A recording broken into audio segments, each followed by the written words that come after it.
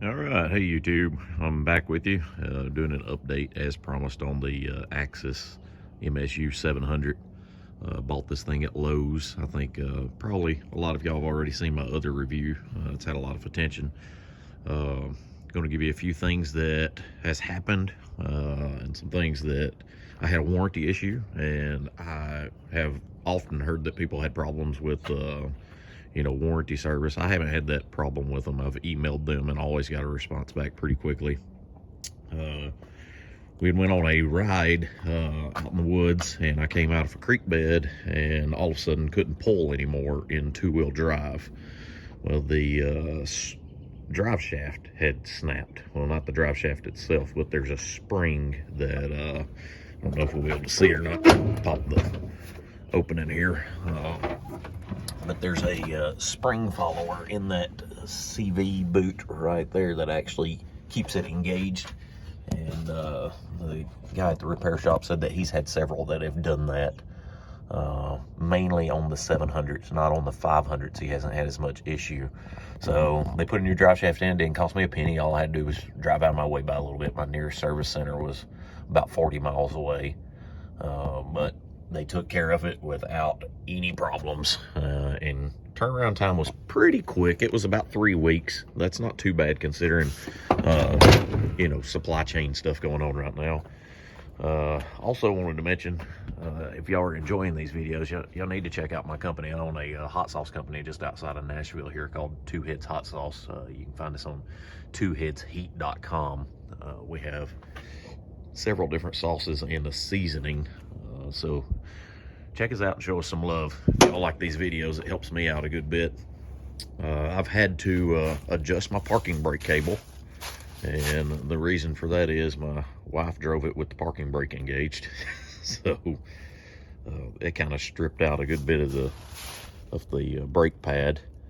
And I've also, I don't know if you noticed this when I was at the front, I have bought a new windshield. This one is from 3-Star Industries, and the old one had gotten scratched up, and these things are just hot in the summer. If you don't take, you can take off that bottom window and you get a good bit of air through, but it's kind of a pain to, take the window off, put it back on, and they make a different one of these. You can get a different mounting option. It was like $100 more for one that tilts out. I just got the one that kind of Velcros in place. It's got the Velcro straps. I didn't see a need for spending the $100 more, plus didn't want to. But these have the slide vents in them. Works pretty good so far. I have one complaint about this thing, and it doesn't match up well here. So when you get going down the road, the wind actually, I don't know if y'all noticed, but this one concaves out, whereas the factory window convexes in.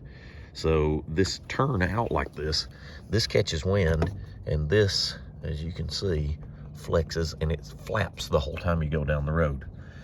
So they're working on something to help me with that. They said they're going to send some thicker wrap, and I'm guessing they mean this one, but they could mean this bottom bubble wrap to try to push the window up a little higher. Not really sure. I'll wait and see what they actually come up with, but it is pretty annoying, especially when you had the factory window that's not supposed to be as good. I mean, it's still a $350 window, so shouldn't really have any issue out of it for a piece of plastic. We'll wait and see, and then I'll try to update what has happened on that.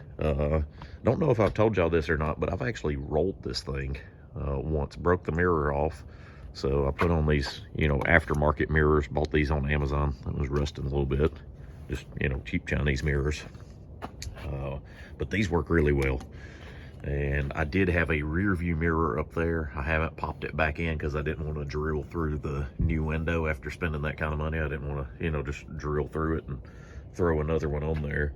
But from my rollover, all that happened is this fender snapped a little bit right here. So that's one little broken spot, and that's another one. Roll cage held up fine, didn't bend, didn't shift, everything's still true. None of it moved whatsoever.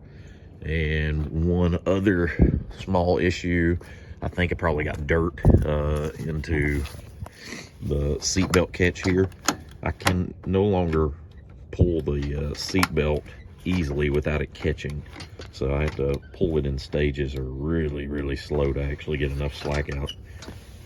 There it goes. Now it's working a little better. I've oiled it. Well, I sprayed some gun lube cleaner in there in that gear system, trying to get it to free up. We'll see how that does. Still haven't gotten the thing stuck. We've been in some pretty serious trails. I do use this machine. It is not a ride around the neighborhood machine. We use it for that too. But that being said, it has seen some serious off-road trails. My buddy has one, not the same brand. I forgot what his is called, but it's more of a sport model. And he got stuck one day, tried to winch him out. Found out the winch in this single line is not too stout. Running a double line with a snatch block would probably help a whole lot, but it did not have the power to pull him out when he was stuck. His back was kind of dragging into a dirt shelf. So, I mean, we were asking a good bit of it, but I wouldn't trust it if I was stuck on a single line. So I'm gonna get a snatch block for it, so I can double it over and actually get some better pulling strength out of it, and probably change it to a synthetic rope. If y'all have any questions, feel free to ask me. I'll try to update. I try to answer everybody's questions. I don't know if I showed y'all this or not. I'll show you one more time just in case.